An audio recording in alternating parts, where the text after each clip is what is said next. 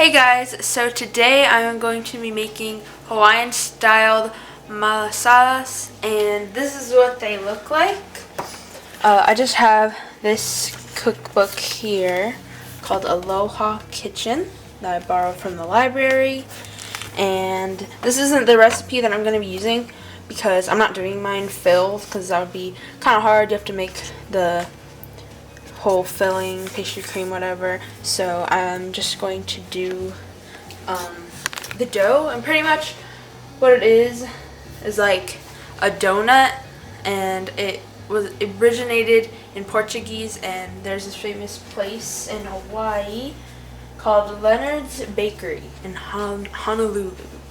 And yeah, I think they look pretty good, and I'm using the recipe from a different video I watched, and they look pretty good. So instead of the filling, I'm just going to cover them in sugar, which you're supposed to do anyway, but part of the donuts, or the malasadas, I'm probably going to call them donuts like the whole time because they're so similar, but part of them I'm going to cover in just granulated sugar, and the other one I'll do like some cinnamon. The first thing I have to do is make my dough, and usually I would like activate my yeast first, but I already have that done. And in this bowl it is a mix of water, yeast, and sugar.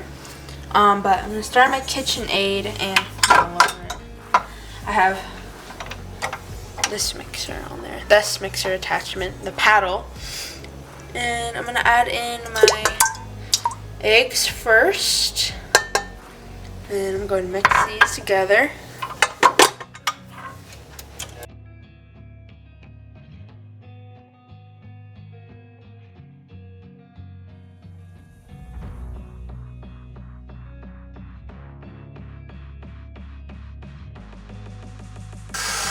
So I just want them kind of whipped up a little bit.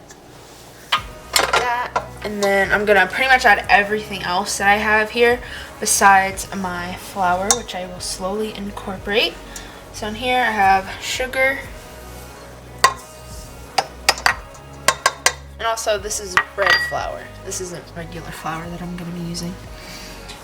And then I have my salt. I have my butter.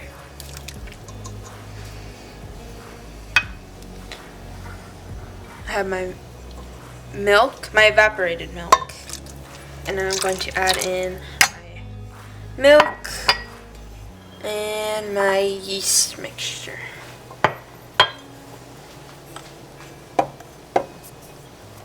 Just using this spatula to help scoop it out a little bit, and I also used it to mix it together. There we go. And now I'm going to incorporate all of these ingredients together before I start adding my flour.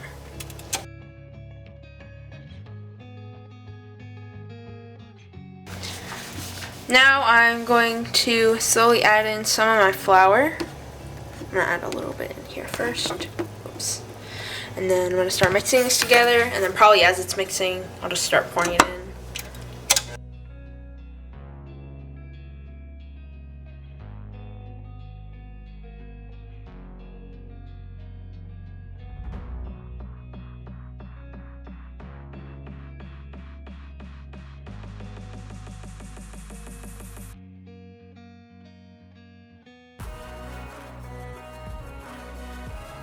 Now I have my dough in a greased bowl, and now I'm going to cover it with plastic wrap. I have my mom's little fancy holder here. It's like made out of real bamboo and everything. I like it because then I can just measure it perfectly like this. And then, I mean, that doesn't really work that way because you're supposed to be able to cut it, but it's okay. Oh, there we go. Just cut it, kinda, not just a little bit. Okay. There we go. Now, I'm gonna let this sit, and we'll see how long it takes to rise.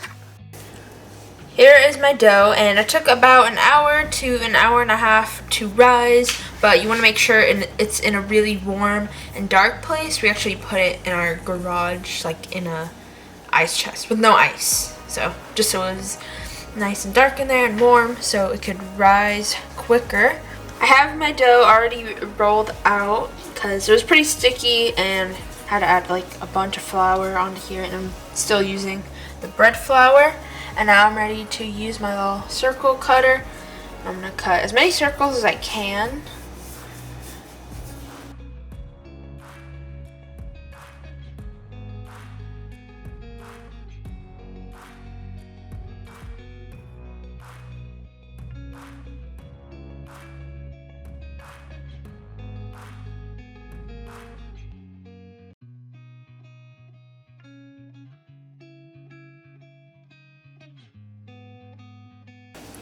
I'm actually going to try and use a spatula to pick it up. It might be easier.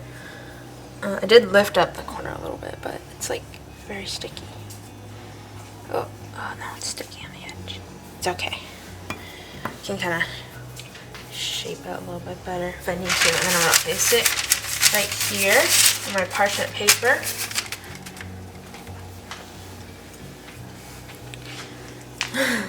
Willow's over here, of course. Or either wanting to go outside. She loves to do that every time I want to film. You know what? I should dip this in flour and see, maybe that will help. It's just like a really sticky dough, and I really don't want it to like mess up. There we go. Oh, it's sticking. Oh no. I don't think I can salvage this one. Okay, so I think what I need to do with the rest of them now is I need to like quickly kind of go like this when I separate them like that, and then quickly pick them up instead of cutting them all and then trying to pick them up. Kind of see how much space. I should probably spread them out a little bit more. But yeah, that makes it a lot easier rather than that messed up one that I had. I'll let Willow outside in a second. Hopefully she doesn't start barking. Then, oh, there's like extra piece. There you go. Now I need to let my dough rise again. I let my dough rise for an hour. And I actually had to make these ones smaller, and we'll see how these ones go. But yeah, I had to make them smaller because, as you can see with these ones that my mom fried, they are really thick, and they took a while to actually cook on the middle too. And they're supposed to be that brown, by the way, in the book. Because in the book you can see they're pretty dark, so that doesn't mean that they're burnt. I'm going to start off with 2 at a time, especially the smaller ones. Once I get to the bigger ones, they're going to take up like half the thing. But yeah, I'm just grabbing them, these tongs, and I'm going to carefully place them in. Like that. I kind of squeezed it maybe a little too hard, I don't know. I'm trying to keep it shaped, but it's kind of hard. There we go. Now I'm going to let each side cook for about 2 minutes, and then I will flip them over and see how they are. But you can see they're already starting to brown on the side, especially this one. Yeah, the dough is like really nice and fluffy too. Now I'm ready to try and flip them. I always hate trying to do this when I fry stuff. It's so hard. There we go, I got the first one. And then that one, and now I'm going to let them cook again for about 2 minutes. It's been 2 minutes, and by the way, I have my oil at 350 degrees. It keeps going up to 400 though, just because like how hot it is. But yeah, I just make sure to lower the stove. And then I'm going to place them right there, so that way the oil can drip off a little bit. And then while I'm letting that oil drip off, I'm going to add in 2 more. We have this tiny little one right here. And then I'll do this one. Oh. I'm trying to be careful. grab it this way. Ooh, that one almost fell. It was really close. There we go. And now, while those ones are cooking for like 2 minutes-ish, I almost grabbed them with my hand. I'm gonna put them in my mixture, or my mixtures. I have cinnamon, sugar, and then I have just sugar. And then I'm going to cover them. And I'm keeping my eye on the clock while I'm doing like all of this. I'm just using like the oven clock to get an idea. The lighting isn't the best in this little corner, but I didn't want to have to like literally pick it up and take it like all the way over there. So yeah, I'm just going to cover them first and then I'll pick them up. But you gotta do this right after you have them cooked, so that way all the sugar can stick on. I'm gonna kind of roll it around too. There we go. I'm missing a spot. Okay, and then I think I'm ready to flip these ones. I think I'm gonna flip the smaller one first. The smaller one is probably like especially done. It kind of looks like a little chicken. This one's not as dark, but we'll see. Oh, you can hear it. It's like nice and fluffy in the middle. Now I'm ready to take these ones off. Let that oil drain.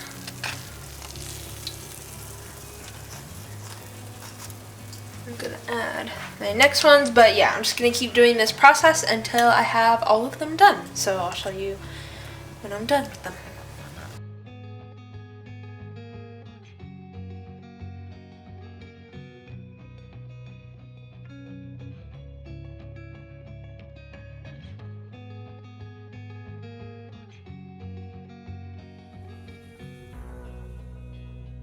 Here are all of my finished malasadas, and now I'm going to cut into one. I'm like really tempted to cut in this big one.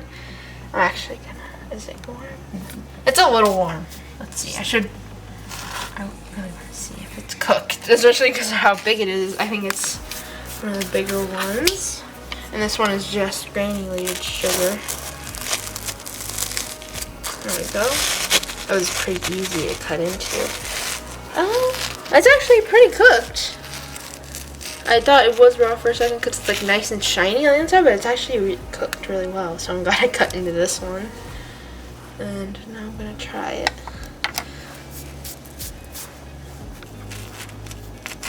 It's nice and warm too. I hope it's not too hot.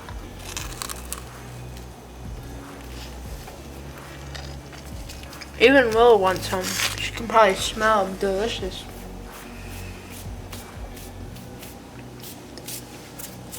Yeah, it's like really nice and crunchy on the outside. Let me see if you can like hear it. Like that. It's like really nice and crunchy. And I want to cut into it. It's like super soft in the middle. See? Super fluffy. Okay, now it's hot in the middle. But yeah, I really like the sugar on top. It tastes so good. And the reason why I didn't do these filled was just because, well, first of all, it would have been like a lot harder to make these. I mean, it already took me a pretty long time because I had to let the dough rise and everything.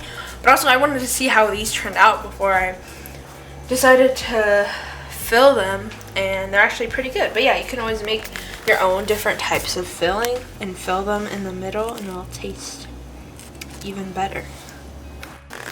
But yeah, these tasted really, really good, and I think the dough turned out really, really fluffy, and it's so nice, and the sugar is really good on top. And like I said, a filling would definitely, you know, create even like better balance and add more flavor to the donut. But I would still definitely make these again, maybe even make like a filling on my own time. But yeah, I definitely recommend making these. They're really good. If you guys enjoyed today's video, be sure to give it a thumbs up and subscribe for more content.